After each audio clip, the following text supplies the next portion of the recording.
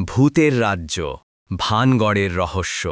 রাজস্থানের মরুভূমির বুকের মাঝে পাহাড়ের পাদদেশে এক প্রাচীন ধ্বংসস্তূপ, ভানগড় দুর্গ। দিনের বেলায় রাজকীয় স্থাপত্যের নিঃশব্দ সৌন্দর্য, কিন্তু সূর্য ডোবার পর এখানেই নেমে আসে অদ্ভুত ভয়।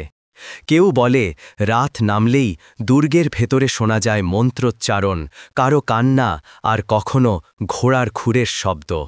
কয়েক বছর আগে কলকাতার এক ফটোগ্রাফার অর্ণব সেই রহস্য উদ্ঘাটনের জন্য বেরিয়ে পড়ে। বন্ধুদের বহু অনুরোধ উপেক্ষা করে সে বলে, ভূত বলে কিছু নেই, শুধু গল্প। বিকেলের আলোয় সে দুর্গের ভেতর প্রবেশ করে, হাতে ক্যামেরা।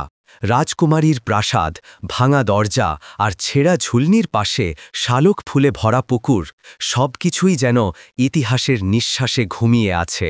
সূর্য নামতে না নামতেই স্থানীয় পাহারাদার চিৎকার করে বলে উঠল, সাহেব, সূর্য ডোবে, আর কেউ থাকে না এখানে, বেরিয়ে যান। অর্ণব হেসে উত্তর দেয়, একটা রাতের ছবি তুলব, তারপর চলে যাব। রাত নামল, বাতাসে এক অজানা ঠান্ডা। দূর থেকে ভেসে এলো এক মেয়ের গান, মধুর অথচ বিষণ্ণ। অর্ণব শব্দ অনুসরণ করে পৌঁছল রাজকুমারীর কক্ষের সামনে। দরজাটা হালকা খোলা, ভিতরে আলো ছায়ার নাচ। মনে হলো কেউ নাচছে। সে ক্যামেরা তুলল। হঠাৎ আলো নিভে গেল। অন্ধকারে কারো ফিসফিস, তুমি এসেছ আবার? অর্ণবের গায়ে কাঁটা দিয়ে উঠল। সে দৌড়ে বেরোতে চাইল, কিন্তু পথ যেন বদলে গেছে। প্রতিটি মোড়ে, প্রতিটি দেওয়ালে তার নিজের ছায়া যেন অন্যভাবে নড়ছে। দূরে দেখল এক নারী, সাদা ঘোমটা ঢাকা মুখ, হাতে ভাঙা আয়না। সে ধীরে ধীরে কাছে এলো। আমার সৌন্দর্য ধ্বংস করেছিল যে তান্ত্রিক, আজ সে ফিরেছে। অর্ণব চিৎকার করে দৌড়াতে লাগল, কিন্তু দরজা আর খুঁজে পেল না।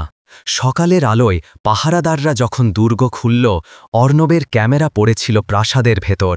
ছবিগুলোতে দেখা গেল প্রতিটি ফ্রেমে এক নারীর ছায়া ধীরে ধীরে অর্ণবের দিকে এগিয়ে আসছে।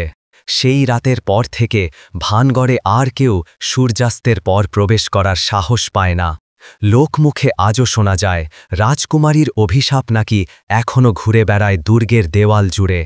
যে একবার ভিতরে ঢোকে সে আর ফিরে আসে না।